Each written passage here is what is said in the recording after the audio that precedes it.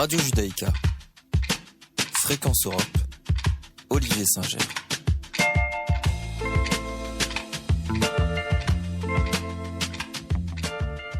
Bonjour à toutes et à tous, je suis ravi de vous retrouver pour notre émission consacrée à l'actualité européenne.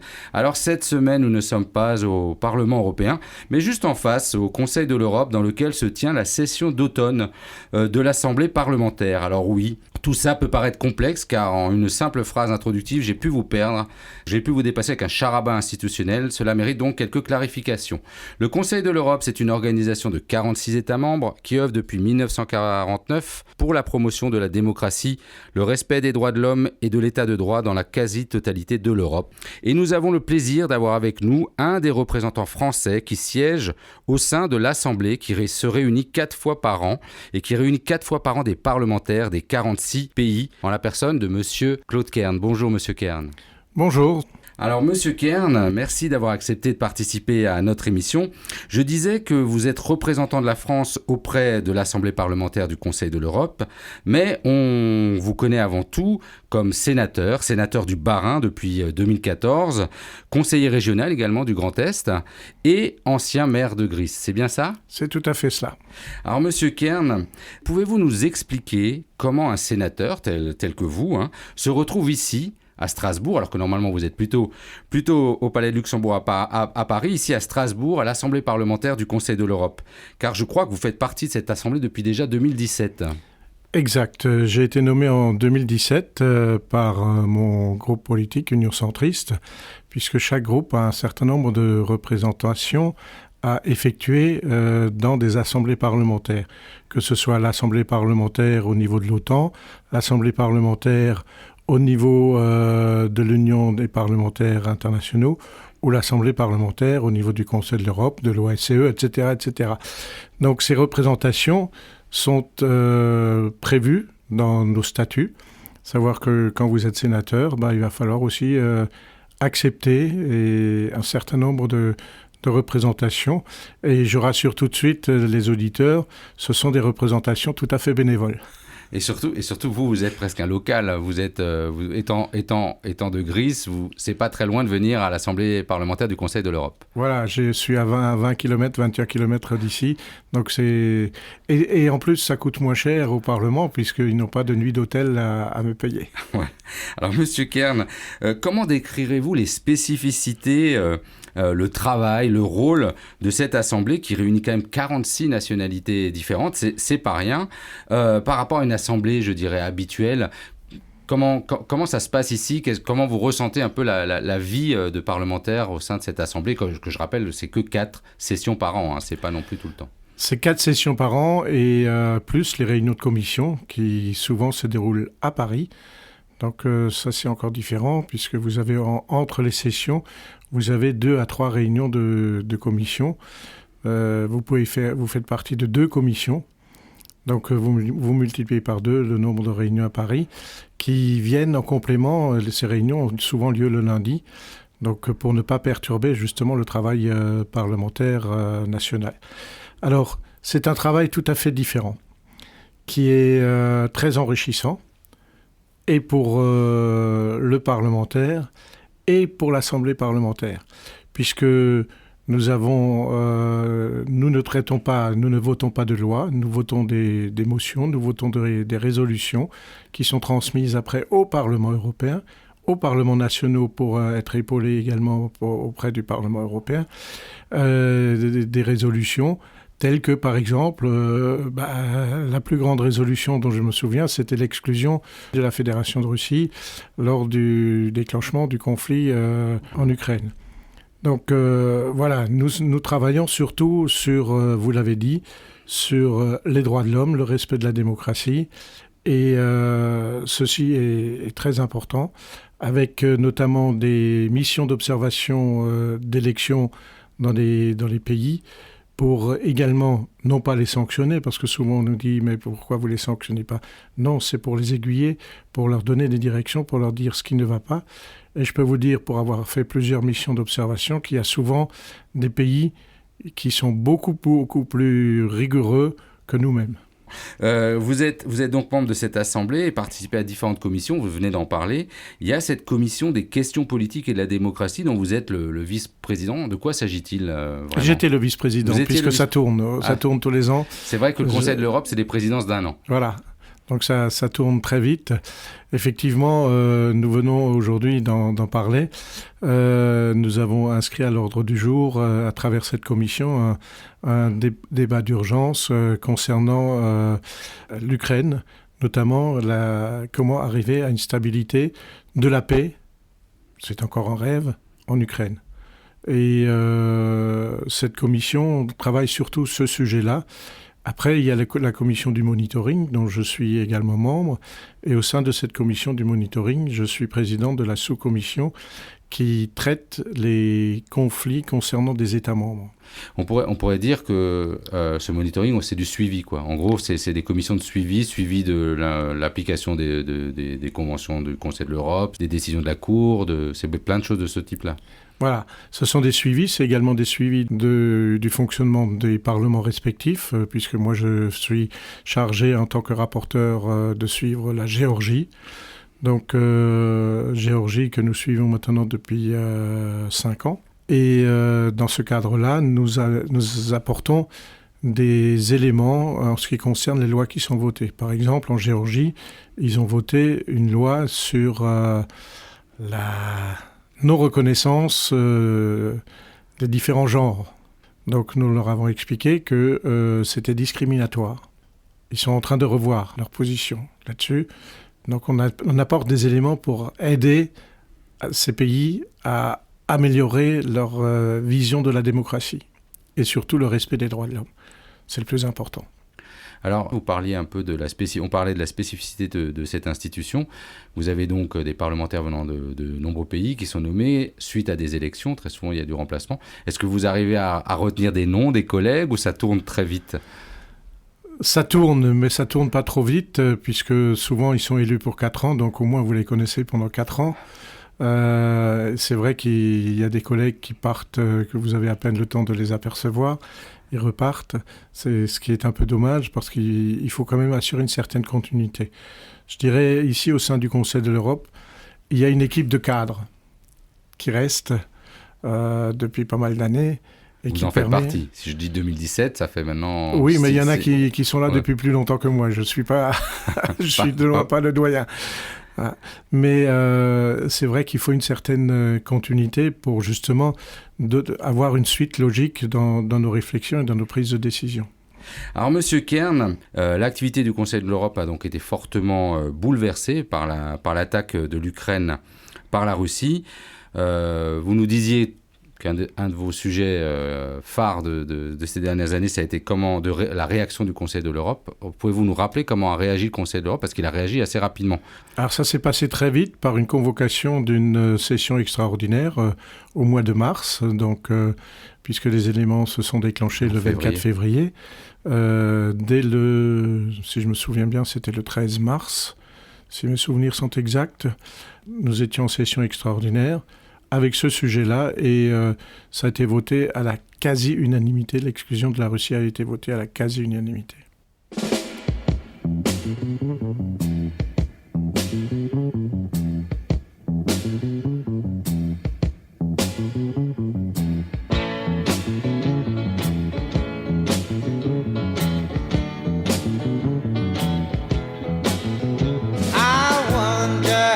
How many times you've been had, and I wonder how many plans have gone bad. I wonder how many times you had sex, and I wonder, do you know who'll be next? I wonder,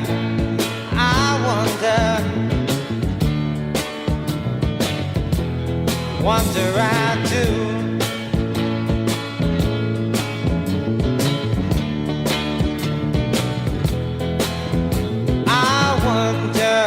About the love you can't find, and I wonder about the loneliness that's mine. I wonder how much going have you got, and I wonder about your friends that are not. I wonder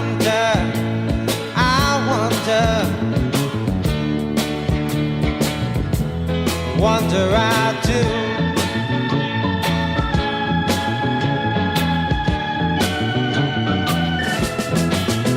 I wonder about the tears in children's eyes, and I wonder about the soldier that dies. I wonder, will this hatred ever end? I wonder, and worry my friend. I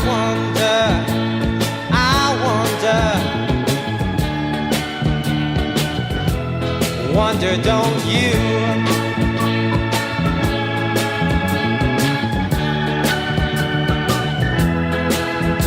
I wonder how many times you've been had, and I wonder how many dreams have gone bad. I wonder how many times you had sex, and I wonder, do you know who'll be next? C'était I Wonder de Rodriguez, et nous aussi, on s'interroge et on a des questions pour le sénateur Claude Kern, qui est ici à Strasbourg à l'occasion de la session plénière de l'Assemblée parlementaire du Conseil de l'Europe. Alors le Conseil de l'Europe doit faire face depuis quelques années, on l'a vu, à plusieurs conflits opposant certains de ses États membres. On vient d'en parler, l'Ukraine, la Russie, mais il y a d'autres conflits dont on parlera ultérieurement. Lors de cette session, Madame Vasilenko, une députée ukrainienne, a présenté un rapport sur le rôle du Conseil de l'Europe dans la prévention des conflits, le rétablissement de la crédibilité des institutions. Vous êtes chargé, si je ne me trompe pas, d'émettre un avis sur ce rapport. Ce qui est intéressant, c'est qu'on constate de plus en plus, et ces dernières années, des conflits exacerbés qui renaissent. Il y a eu celui qui a commencé donc au départ avec la Crimée, mais il y a aussi eu les événements en Géorgie. Aujourd'hui, on a le Haut-Karabakh qui touche l'Azerbaïdjan et l'Arménie. Finalement, quand même des conflits qui touchent des États membres du Conseil de l'Europe. Donc ce rapport est assez intéressant parce qu'on se demande comment finalement le Conseil de l'Europe, quels sont les outils du Conseil de l'Europe, que peut faire le Conseil de l'Europe pour limiter le nombre de conflits entre ces États.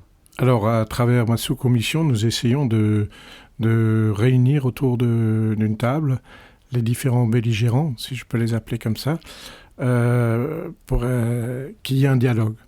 Parce qu'aujourd'hui, quand il y a conflit, souvent il y a rupture du dialogue. Donc ce que nous essayons de faire, c'est de ramener ces gens autour de la table pour qu'il y ait un dialogue, pour éviter que ces conflits dormants, comme on les appelle, n'éclatent. Je veux prendre pour exemple Chypre et la Turquie. C'est un autre conflit qui nous concerne directement. Vous avez la Moldavie avec la Fédération de Russie, la Géorgie que vous avez nommée avec la Fédération de Russie. Mais là, il est difficile en Géorgie et en Moldavie d'avoir les deux autour de la table, tout comme en Ukraine aujourd'hui. Et puis vous avez celui qui est le plus proche, c'est l'Arménie et l'Azerbaïdjan. Il y a déjà eu 2 tentatives de les retrouver autour d'une table, mais à chaque fois, ces tentatives ont échoué au dernier moment, soit parce que l'un s'est décommandé, soit parce que l'autre s'est décommandé. Je dirais, aujourd'hui, pour avoir parlé avec les 2 présidents de délégation, on est un peu dans une impasse avec ces 2, parce que chacun rejette la faute sur l'autre, comme dans chaque conflit. Donc il va falloir à un moment donné les réunir pour essayer. Notre rôle, c'est d'essayer d'apaiser. C'est d'amener la paix entre les 2. C'est notre rôle. Nous ne sommes pas un juge. Nous n'avons pas le droit, ce n'est pas notre rôle. Mais on essaye de les réunir et de discuter. Mais disons que c'est toute la richesse du Conseil de l'Europe, c'est qu'il permet de réunir des pays, mais qui sont représentés soit par des députés, soit par des sénateurs, mais par des représentants des parlements, mais aussi par des ambassadeurs, etc. Mais au final, votre seul outil, c'est de les réunir pour essayer d'apaiser les choses, ou est-ce que le Conseil de l'Europe devrait avoir aussi des outils? Alors l'Union européenne, elle peut utiliser des fois des outils de sanctions financières, des outils de blocage de comptes, ou les questions de défense. Le Conseil de l'Europe n'a pas ces outils. Qu'est-ce qu'il pourrait faire d'autre pour essayer de marquer le coup quand un conflit de ce type arrive? Le seul outil, mais qui ne résout pas la question, c'est l'exclusion, ce que nous avons fait avec la Fédération de Russie. Il y avait aussi eu l'exclusion des parlementaires à un moment. Oui, mais je veux dire, ce n'est pas une réponse adaptée au conflit. Donc nous, notre seul outil, ce sont des résolutions, des motions que nous transmettons à l'Union européenne, qui, elle, effectivement, peut prendre les sanctions nécessaires. Alors, il y a aussi un nouveau conflit qui vient d'éclater. C'est un conflit vraiment dormant puisque c'est en Israël. Israël n'est pas un pays membre. Les territoires de la Palestine ne sont pas un État membre, mais sont quand même conviés, participent aux activités de l'Assemblée puisque l'Israël est un pays observateur au Conseil de l'Europe et les territoires palestiniens sont également considérés comme un partenaire pour la paix. Est-ce qu'ils viennent ici ? Est-ce qu'il y a moyen aussi de les faire discuter ici lorsqu'il arrive un conflit de ce genre ? Alors eux, c'est plutôt au niveau de l'ONU que ça va se régler malheureusement. Nous avons inscrit le débat à l'ordre du jour parce que c'est un débat d'urgence. Il est intolérable ce qui s'est passé en Israël. Et d'ailleurs, ce soir, à 18h15, il y a un rassemblement sur le parvis du Conseil de l'Europe, organisé par le CRIF et d'autres institutions juives. Et j'ai relayé cette information au sein de notre assemblée parlementaire. Et je serai présent avec d'autres parlementaires pour montrer notre solidarité envers Israël et les Israéliens. Alors revenons aussi concrètement encore à votre activité. Donc on disait que le 28 avril 2022, la Géorgie avait déposé une demande d'adhésion à l'Union européenne, conjointement avec l'Ukraine et la République de Moldavie. La candidature de l'Ukraine et de la Moldavie ont été retenues, contrairement à celle de la Géorgie. Vous qui vous êtes rendu donc en Géorgie pour faire ce qu'on appelait avant ce suivi, ce monitoring, en mars dernier pour l'Assemblée parlementaire, qu'est-ce qui explique pour vous ce refus et comment avez-vous perçu la situation politique de ce pays ? La situation politique est très bizarre en Géorgie, puisqu'à partir du moment où un parti est au pouvoir, l'autre refuse de siéger, l'opposition refuse de siéger. Donc c'est un pays où il y a très peu de discussions de parti à parti. Donc si vous entendez UNM, qui est le parti d'opposition, eux, ils veulent adhérer à l'Union européenne et pas Georgian Dreams. Si vous entendez Georgian Dreams, eux, ils veulent adhérer à l'Union européenne et pas UNM. Vous voyez, donc c'est un peu bizarre. Ils veulent adhérer, mais pas ensemble. Mais pas ensemble, voilà. Donc Charles Michel, qui s'était rendu, avait émis un certain nombre de propositions, qui reprend d'ailleurs nos principales propositions de notre dernier rapport. Donc nous organisons le suivi de l'amélioration. Nous rencontrons régulièrement, nous faisons régulièrement des échanges de mails pour voir comment ça avance. Et avec ma co-rapporteure, nous envisageons d'y retourner ce printemps pour voir si effectivement il y a eu des avancées. Donc nous y allons, nous auditionnons les partis politiques, majorité, opposition, mais nous auditionnons également des ONG, la société civile, la presse, pour voir comment ça évolue, parce que là aussi, à un moment donné, il y avait quelques censures au niveau de la presse que nous avons demandé de lever pour avoir une impartialité. Et puis, nous rencontrons également l'ombudsman, qui est le défenseur des droits de l'homme au sein de ce pays. Et ce sont des rencontres qui sont très intéressantes et très enrichissantes pour notre rapport et pour voir l'évolution. Est-ce que nous pouvons soutenir effectivement l'adhésion de la Géorgie ? Alors la Géorgie, pourquoi ça n'a pas abouti ? C'est justement à cause de ces prises de position qui n'étaient pas très claires, puisque l'exemple de l'invasion de la Russie vers l'Ukraine, ils ne savaient pas s'ils devaient la condamner ou pas. Sachant qu'eux-mêmes avaient déjà eu un conflit avec l'Abkhazie et l'Ossétie du Sud, ont des territoires qui sont occupés aujourd'hui par les Russes. Il y a encore un autre fait qui est assez particulier en Géorgie, c'est qu'on a un ancien président, M. Saakashvili, qui est encore emprisonné actuellement. Alors Saakashvili, effectivement, qui était parti en Ukraine, puisque quand il avait perdu les élections, il s'est réfugié en Ukraine, parce qu'il y avait quelques affaires judiciaires à régler dans son propre pays. Donc le gouvernement qui avait été mis en place a dit « Ok, on est prêt à effacer à condition que tu ne reviennes pas ». Et il est revenu. Il est revenu dans un conteneur. Et donc, est-ce que ça aussi, ça fait partie des débats ? Vous essayez de voir comment il va, parce que lui-même se dit malade, etc. Est-ce que vous avez, dans votre mission, vous avez cette possibilité d'aller le rencontrer ? Lors de la dernière mission, nous avons rencontré la famille et l'avocat de Saakashvili pour avoir de ses nouvelles. Nous avons également rencontré l'ombudsman qui suivait cette affaire.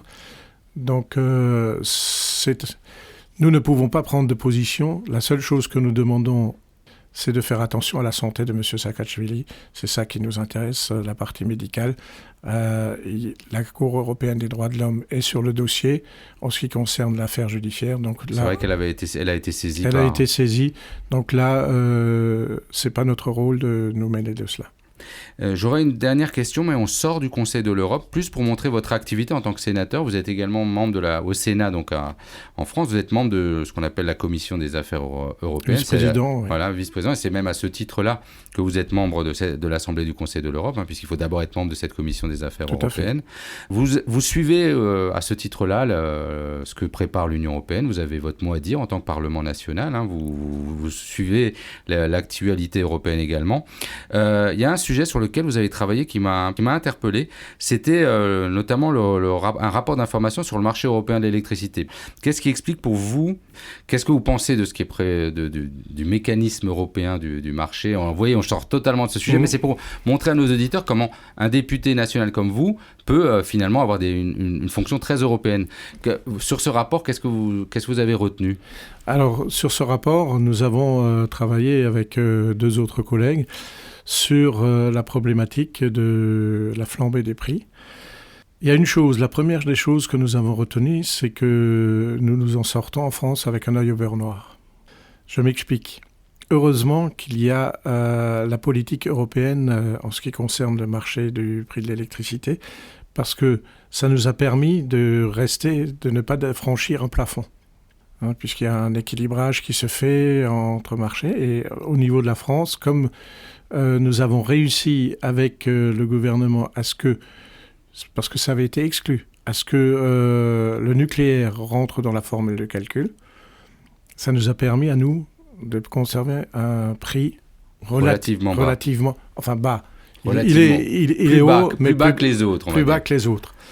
Et puis, le sujet sur lequel nous travaillons, et nous avons demandé à l'Union européenne et à notre gouvernement, puisque c'est à travers notre gouvernement qu'on agit, nous avons demandé à ce qu'il y ait une désindexation du prix de l'électricité par rapport au prix du gaz.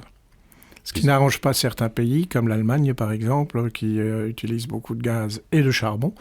Mais on a d'autres pays tels que l'Autriche, l'Italie qui est en train de revoir un peu sa copie. Mais Suède, c'est aussi beaucoup de pays qui utilisent l'énergie renouvelable. Voilà, mais c'était surtout le prix du gaz.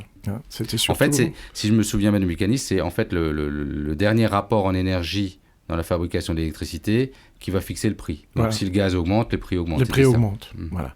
Et c'est ce que nous ne voulons pas parce que nous, en France, on utilise très très peu de gaz pour produire de l'électricité. Alors merci Monsieur Kern pour toutes ces explications. Je pense qu'on a pu cerner la fonction d'un sénateur, mais aussi dans cette fonction européenne d'un sénateur. Une partie. Je sais que vous faites beaucoup de choses, mais cette fonction européenne, puisqu'il n'y a pas que les députés européens qui s'occupent de l'Europe, il y a aussi même des députés nationaux. Je termine, puisqu'on est à quelques mois, 9 mois des élections européennes. J'aimerais vous poser 3 petites questions dans le cadre de notre rubrique. C'est vachement bien d'être européen.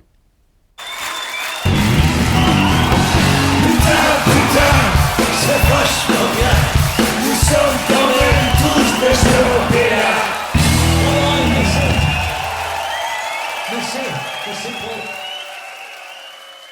Pensez-vous, Monsieur Kern, comme le dit la chanson d'Arnaud, que c'est vachement bien d'être européen? Oui, nous avons cette chance parce qu'en étant unis, nous sommes toujours plus forts.